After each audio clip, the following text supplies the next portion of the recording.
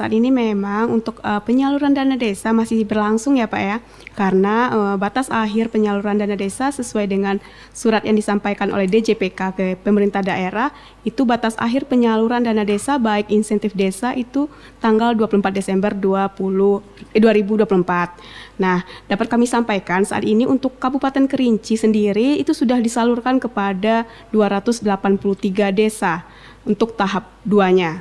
Nah, untuk data sampai dengan kemarin ya tanggal 4 November itu untuk insentif desa sendiri pada Kabupaten Kerinci itu sudah disalurkan kepada sebanyak 23 desa. Kebetulan Kabupaten Kerinci ini mendapatkan alokasi insentif desa itu sebanyak 55 desa, jadi masih tersisa 32 desa lagi ya Pak ya, untuk insentif desanya. Akan tetapi data per sore kemarin kebetulan itu sudah masuk kembali tuh bahannya Pak, 15 desa.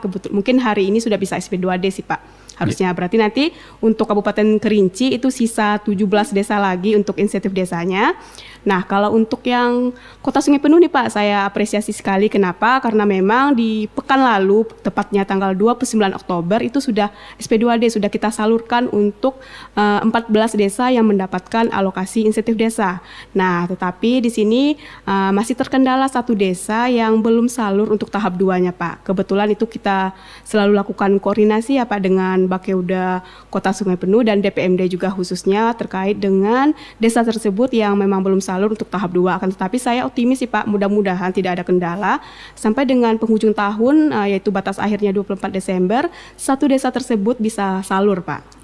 Untuk tahun ini memang di Kabupaten Kerinci terdapat 2 desa yang gagal salur Pak. Itu memang menjadi PR dan menjadi Pak, catatan gelap sedikit ya Pak ya, di KPM Sungai Penuh karena setiap ada monitoring itu selalu desa tersebut muncul di laporan setiap minggunya yang disampaikan ke pemerintah pusat.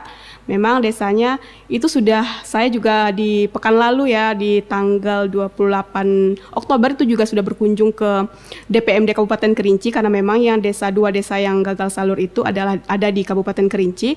Itu sudah dilakukan mediasi Pak, mediasi, sudah dibawa ke masjid ya istilahnya juga, sudah dibawa sholat, sudah dibawa koordinasi juga, tetapi sampai dengan batas akhir juga tidak bisa menyampaikan dokumen persyaratan ke KPPN, yang mana kemarin itu terakhir tanggal 15 Juni ya.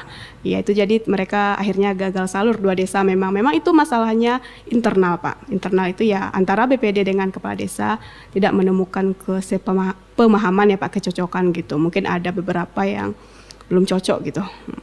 Kalau sanksi saya tidak tahu pasti, tapi memang dana desanya tidak salur Pak. Jadi kan kalau tahap 1 mungkin ini perbedaannya dibandingkan dengan tahun 2023 ya Pak. 2023 itu untuk BLT-nya masih bisa disalurkan seingat saya. Tapi tahun 2024 itu sama sekali tidak bisa disalurkan.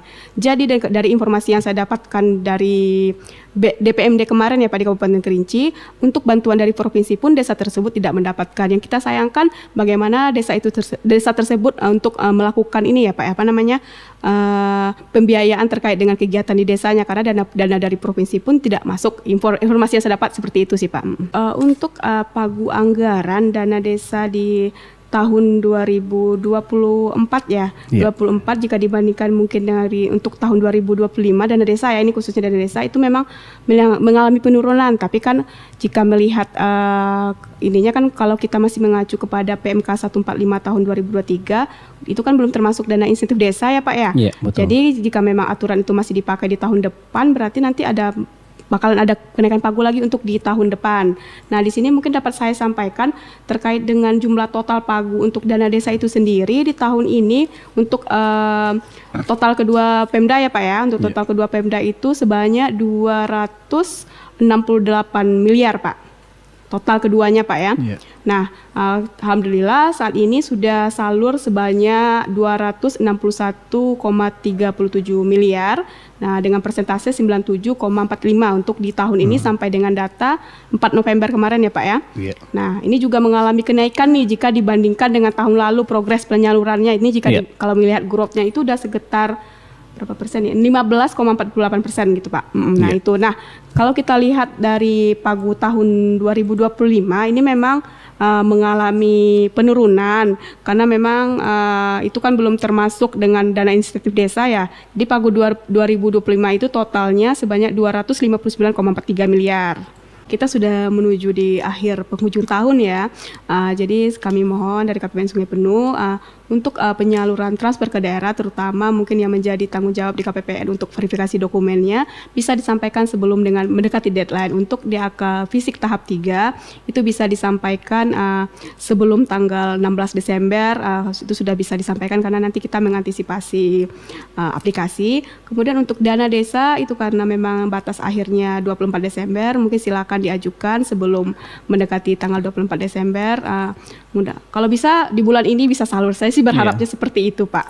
Karena jangan menunggu di akhir tahun. Jika memang itu sudah dokumen sudah lengkap dan sudah memang harus salur ya silakan diajukan ke KPPN.